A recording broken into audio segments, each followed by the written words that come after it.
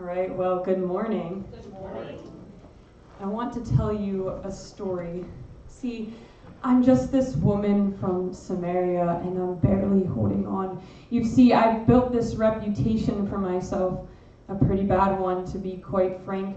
Slept around having multiple husbands. I can't seem to stop this pattern either. It's where my identity lies at this point. But people don't even talk to me. I'm an adulteress, an outcast to society. The shame I carry around is so deep and so heavy that it physically crushes me. I'm simply going through the motions, doing the same routine day after day. I'm not even living. I'm only surviving. I'm just trying to make ends meet. Every day I walk miles and miles to draw water from a well so that I don't die of thirst. I go midday just to avoid everything and everyone. Honestly, at this point, I'd probably be better off dead. But I'll never forget the day where everything changed, where my life was literally transformed. It started as a normal day. I was on my way to the well to get water. And every day on my way to this well, I try to just get the water and be on my way as quick as possible. I want to get in and get out, and that's it. I try to come when no one else is there because I don't want to face anyone, but this time it became unavoidable. I finally get to this well and I notice this man sitting nearby, and as I got closer, I realized that not only is this man sitting here, but he's also Jewish. Let me explain something to you about my culture. Women certainly do not approach men, but Jewish men, you might as well forget it. Samaritans and Jews, we just coexist, we don't associate. So all I could think was, oh no. Okay, maybe if I just hurry up, he won't notice me. I'll simply keep my head down, draw my water, pass by, and be on my way like every other day. But this man, he was different. He actually looked up at me and he asked me for a drink. I mean, how could this guy ask me for a drink? Doesn't he know the cultural borders? Doesn't he know that he shouldn't want to talk to me? I mean, the guy didn't even have anything to draw the water with. Then he starts talking about this living water, but I didn't get it. I mean, it's just water. I'll be thirsty again by tomorrow, but the guy said, no, you don't understand. See, this water you're getting will only last a short while and you'll be thirsty again soon. But with my water, you'll never thirst again. I wanted that water. I don't want to thirst again because I don't want to have to keep coming back here. You don't get it. I hate coming here. Each and every day I walk through people who look at me with disgust, who treat me like I am nothing, and who show me that I have no worth. You do not know the shame that I carry. Give me this living water so that I never have to come back here. The man proceeded to tell me to get my husband, but somehow he knew that wasn't true, and that he knew everything about me, every single thing, my deepest shame and deepest secrets, my past and my mistakes. He confronted it and called it what it was, but in the most loving and respectful kind of way that I had never experienced before. I didn't even know this man's name, yet he knew everything about me. My mind was racing. Who is this guy? He's so much different than anyone I've ever met or encountered. Maybe he's some kind of prophet. But he wasn't. He kept talking about what is to come, about worshiping the Father in spirit and in truth. And that reminded me of this coming Messiah I kept hearing of. Could this man be him? I've heard of this Messiah, the Christ.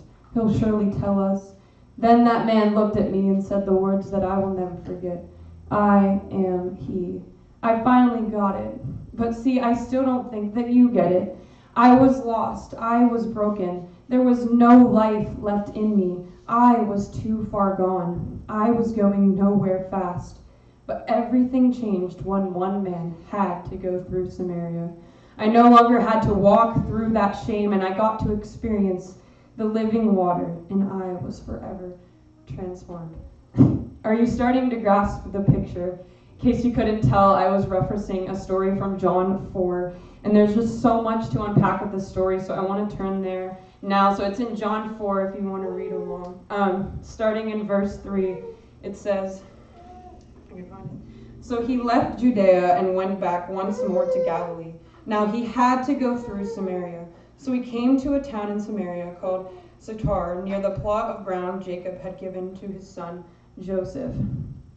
So it says that Jesus had to go through Samaria. Now, this is the Son of God. He doesn't have to do anything unless he wants to, unless there's purpose behind it.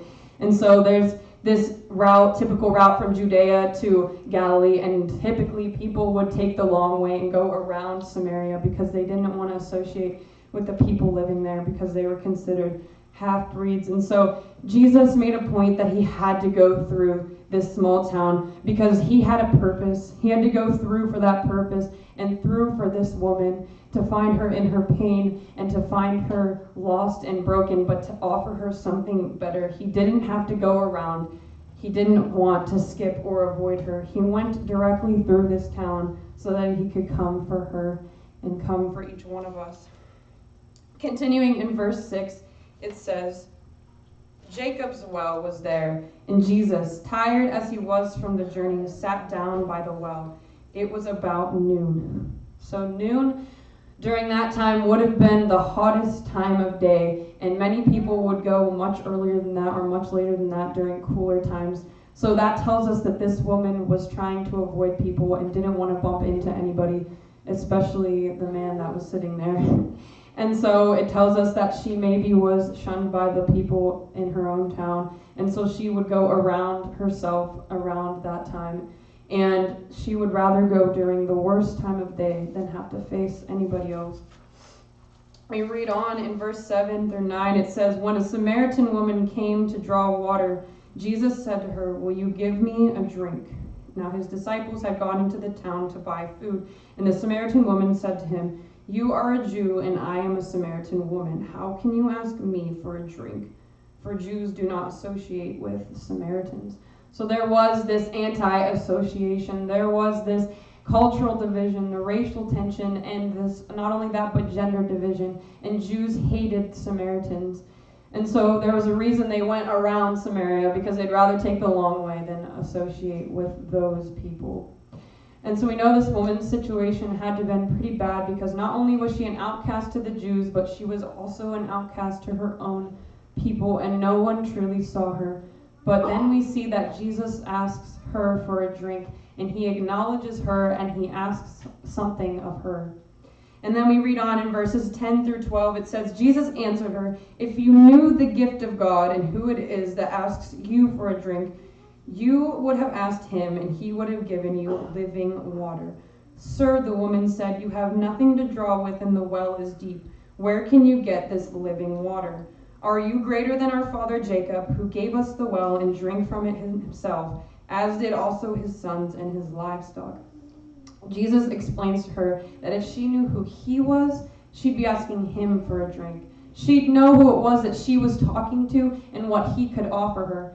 But he explains it as the gift of God, meaning him. And he was telling her of this gift, foretelling of what this living water could be for her. And then in verses 13 through 15, it says, Jesus answered, Everyone who drinks this water will be thirsty again, but whoever drinks the water that I give them will never thirst. Indeed, the water I give them will become in them a spring of water welling up to eternal life. The woman said to him, Sir, give me this water so that I won't get thirsty and have to keep coming here to draw water. So this living water is the presence of God. It's this fullness or satisfaction. And Jesus is explaining to her that this water, the well water, will always dry up. That maybe it will last today, but you'd have to come back tomorrow. And during the dry seasons, there might not be as much. But the point is that it never lasts. So what she was chasing after wasn't lasting, and certainly wasn't going to last. But when you're chasing after, it isn't going to last. By this time, we know that the woman still doesn't fully get it, but Jesus was drawing her in. He was doing more than just drawing water. And she didn't know the meaning of this living water, but she started to crave it. She started to like the idea of never having to return to this well because she wanted to avoid it, but Jesus always had something better up his sleeve for her. So we read on, it says, he told her, Go, call your husband and come back. I have no husband, she replied. Jesus said to her, You are right when you say you have no husband. The fact is, you have had 5 husbands, and the man that you are with now is not your husband. What you have said is quite true." So he confronts her past because he wasn't afraid of it. And he already had this purpose of going through Samaria, so he wasn't afraid to go through her past, through her mistakes, and through her shame. And the beauty of it is he knew everything about her and still wanted to talk to her. She noticed, Then in verse 19 it says, "Sir," the woman said, "I can see that you are a prophet. Our ancestors worshipped on this mountain, but you Jews claim that the place where we must worship is in Jerusalem." "Woman," Jesus replied, "believe me, a time is coming when you will worship the Father, neither on this mountain nor in Jerusalem. You Samaritans worship what you do not know. We worship what we do know, for salvation is from the Jews. Yet a time is coming, and has now come, when the true worshipers will worship the Father in the Spirit and in truth, for they are the kind of worshipers the Father seeks. God is Spirit, and his worshipers must worship in the Spirit and in truth." She now noticed how different he was because he took notice of her, and she tried to figure out who he was. And Jesus explains what the future could look like for these true worshipers. And in verse 25 and 26, it says, "The woman said, 'I know that Messiah, called Christ, is coming. When he comes, he will explain everything to us.' Then Jesus said, 'I, the one speaking to you, I am he.'" And the woman wants this further explanation of this true worshiping and mentions this coming Messiah, not realizing he had already come and came to her. What's super cool about this story is actually this woman was the first person that Jesus revealed himself as the Messiah to. And it's interesting how everyone seemed to talk about the Messiah coming, even the disciples and others identified Jesus as the Messiah, but the first time that he ever acknowledges himself as this, he chooses this woman to be the first. He chooses the shameful, the hiding, the outcast to society to reveal himself to, and he drew near to her. And then in verses 27 through 30, it says, "Just then his disciples returned and were surprised to find him talking with a woman. But no one asked, 'What do you want?' or 'Why are you talking with her?' Then, leaving her water jar, the woman went back to the town and said to the people, 'Come see a man who told me everything I ever did. Could this be the Messiah?' They came out of the town and made their way toward him." So it says, leaving her water jar, the woman went back to the town and said to the people, "Come see a man who told me everything I ever did." And I want to come back to this later, but this woman left and went directly out to the people she was avoiding and hiding from and told them to come see a man who told her everything she ever did, hinting towards this Messiah because she wasn't ashamed anymore. And then verses 31 to 35. "Meanwhile, his disciples urged him, 'Rabbi, eat something.' But he said to them, 'I have food to eat that you know nothing about.' Then his disciples said to each other, 'Could someone have brought him food?' 'My food,' said Jesus, 'is to do the will of him who sent me and to finish his work. Don't you have a saying, it's still 4 months until harvest?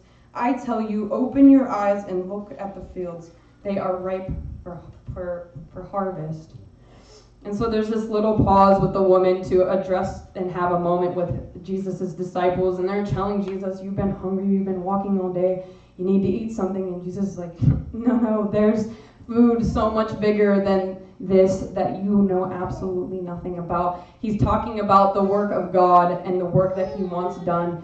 And he brings up what they knew too well of the harvest. And there would be many people working on the crops, and there were certain times and seasons where they were ready to be picked and prepared for the people. And they had a saying that there were 4 more months until they are ripe. And Jesus is saying, no, it's ready now. Can't you see? He's not referencing food, he's referencing the people. He's basically saying the work has already been done and laid out for you. I've already laid the foundation. Now it's your turn. The people are ripe and they're ready, so go and tell them about me. But it seems like once again the disciples are kind of slow to the game and they don't really get it. And so many of the Samaritans I skipped a verse. And then we skip to verse 39 where it says, "Many of the Samaritans from that town believed in him because of the woman's testimony. He told me everything I ever did. So many of the Samaritans from that town believed in him because of the woman's testimony, because Jesus took a step to stop and talk to her and change her life, that she could go and tell this story, and then many turned because of this one woman. She did what the disciples couldn't do or even figure out. She went out into the harvest when the people were ripe and ready, and they believed her and saw it for themselves and believed. So let's recap this situation real quick. So we have this woman. She comes to the well at noon, shameful and hiding. Jesus asks her for a drink, and she doesn't get it. He explains the fullness and satisfaction of the living water that he can offer. She still doesn't get it, but she wants it. He brings up her past and she tries to figure out who he is, but she still doesn't get it. And then she tries to pinpoint who exactly this man is, and Jesus reveals himself to her and offers her a better, fuller life, an abundant life. And she finally starts to get it. When she leaves her water jar, this woman went back to the town and said to the people, "Come and see a man who told me everything I ever did." She got it. She knew who this Messiah was. So this verse that talks about her leaving her jar, I find it very symbolic, because she had to leave this jar behind to truly experience who Jesus was in the living water, so that she could go and tell others about him and the experience that she had with him. In other words, she had to leave behind her past, everything that was holding her back. She had to leave behind her old identity. She had to leave her temporary fixes, her old life, her drink, her shame, for something better. She couldn't go forward until she laid that down. And so she could no longer run away or hide or avoid. She had to go through everything, just like Jesus had to go through Samaria. And she didn't want to come back to that place of shame and darkness where she'd always come up short, where she would always be left empty and always come back thirsty. But rather, she went through this past in pain to tell others to come to Jesus, to experience this living water and the light where they will be left fully satisfied. So she had to leave her jar, and she gave it up for Jesus, for the something better that he had to offer. So what does this mean for us? Well, what jar do you need to leave behind to truly experience living water and to go and tell others about this man? Maybe you're like this woman and you need to leave behind things of your past, or if you're honest with yourself, maybe parts of your present. Maybe something you're giving your life to, maybe a bad relationship, an abusive situation, maybe an addiction, or maybe a bad habit that you just can't seem to break. Maybe there's depression or anxiety or illness that you keep holding on to, or maybe your deepest secrets or shame that you keep holding on to and telling no one about. Maybe fill in the blank. Whatever it is that your jar is that you need to leave behind, give it to Jesus, leave that jar, and be able to experience the fullness of the life he has to offer and go and tell others about him. Leave your jar. Put it down, lay it here. Let's pray. Dear Lord, I just thank you once again for the opportunity to preach here. I thank you for your word of you stopping to go through a town so that you can have an encounter with one woman to change her future and to change the lives around her. I pray that we'll take what she had to go through and what she learned with us today, and that we will just be able to lay down what we need to before you so that we can move forward into what you have for us. Lord, I just thank you so much for today, and I pray that you'll be with us this week. Amen.